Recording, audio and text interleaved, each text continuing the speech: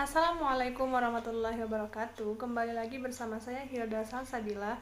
Nah, pada kesempatan kali ini saya akan melaksanakan praktikum kedua mata kuliah ekologi hewan, yaitu dengan judul praktikum kisaran toleransi dan faktor pembatas terhadap kelangsungan hidup organisme.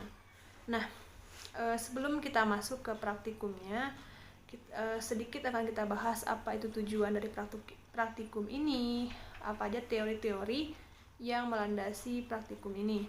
Nah, adapun tujuan dari pelaksanaan praktikum ini yaitu untuk mengetahui perubahan gerakan operkulum ikan terhadap perubahan suhu air.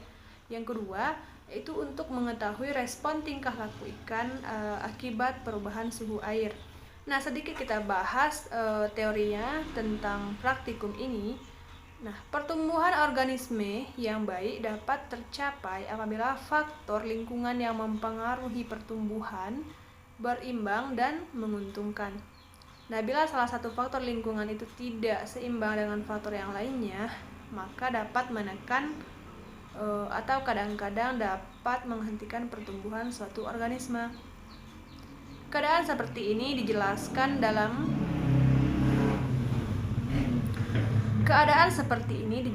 dalam hukum toleransi, yang mana dijelaskan bahwa besar populasi dan penyebaran suatu jenis makhluk hidup dapat dikendalikan dengan faktor yang melampaui batas toleransi.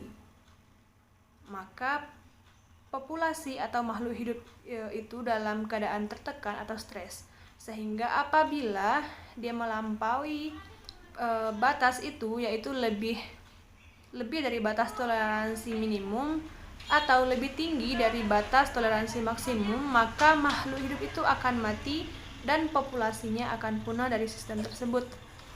Oke, baik. Pada kesempatan kali ini kita akan melaksanakan praktikum. Nah, adapun alat dan bahan yang dipakai dalam praktikum ini yaitu ada tiga buah toples sekaligus dengan 3 ekor ikan.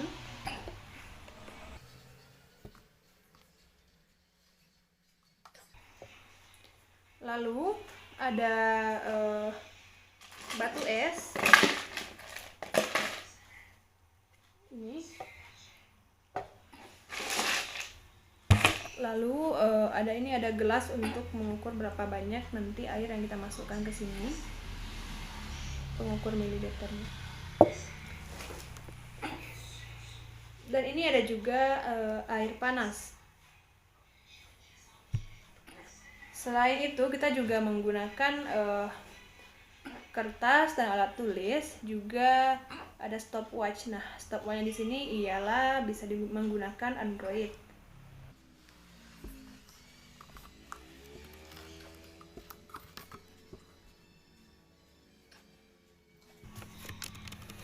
Baik, kita singgung sedikit bagaimana langkah kerja praktikumnya. Yang pertama, kita akan memasukkan ikan yang sebelumnya diletakkan di toples ini ke dalam toples yang berisi air hangat, kira-kira suhu 10 derajat Celcius.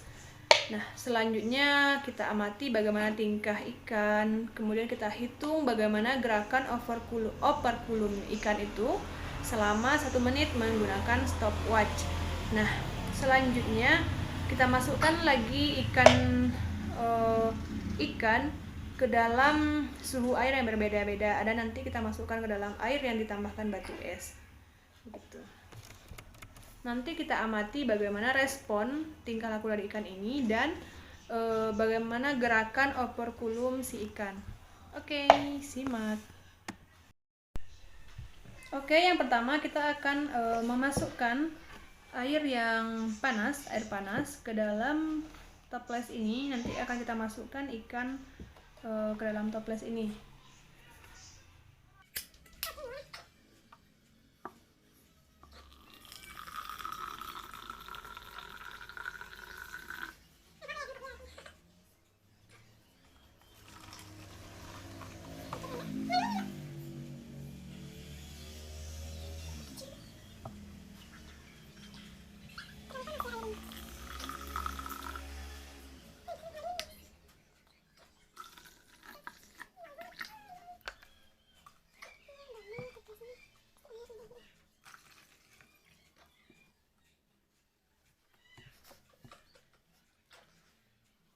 Oke, ini suhu airnya yaitu kira-kira 50 derajat Celcius. Karena di sini saya tidak ada termometer, maka diperkirakan saja. Ini airnya sekitar lumayan panas. Baik, kita masukkan ikan yang sebelumnya kita letakkan di sini di dalam air biasa ke dalam air yang berisi air panas.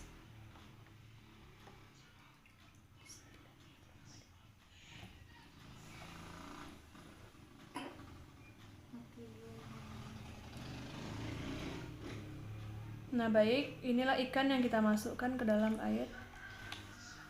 Baik, itu mana tadi?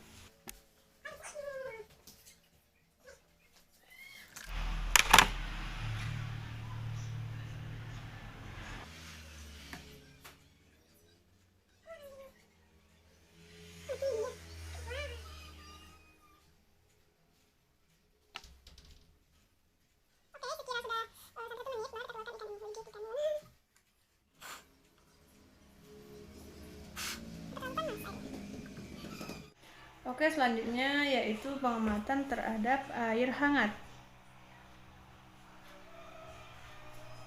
Nanti kita amati berapa gerakan operkulumnya selama 1 menit.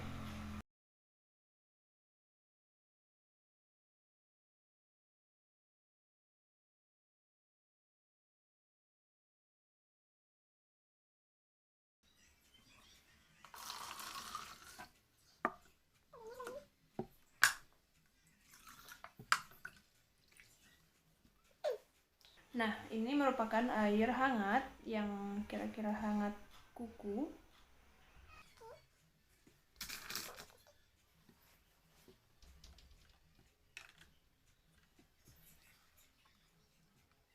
Lalu kita masukkan ikan ke dalam air yang hangat ini. Kita amati bagaimana gerakan ikan ini.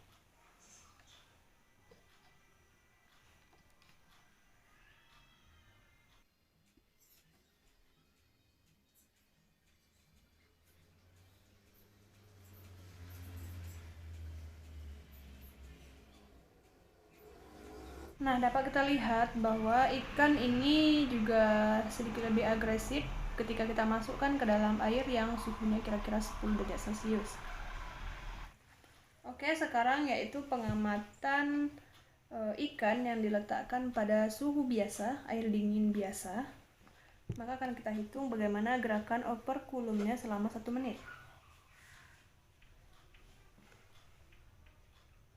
Nah, kita lihat bahwa ikan ini cenderung lebih santai, lebih tenang daripada ikan yang kita masukkan di suhu yang 10 derajat Celcius tadi.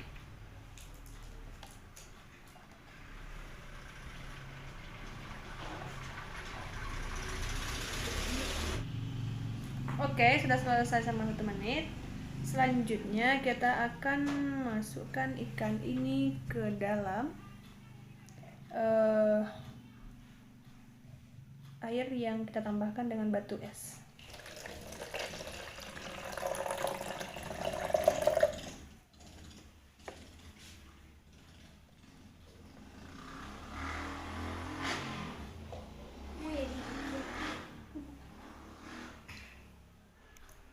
Nah, ini akan kita masukkan batu es ke dalam ini.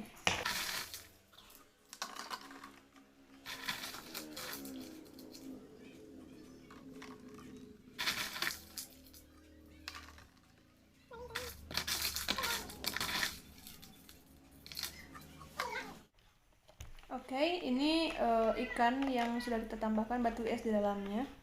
Kita amati bagaimana gerakan operkulum ikan ini. Nah, ikan ini cenderung lebih tenang dan gerakan operkulumnya pun melambat. Nanti akan kita hitung bagaimana gerakan operkulumnya selama 1 menit.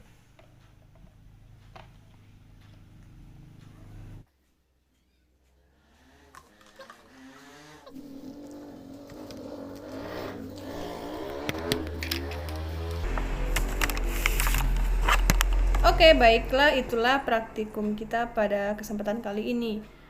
Nah, nanti akan hasilnya nanti akan kita jelaskan di dalam laporan praktikum. Terima kasih.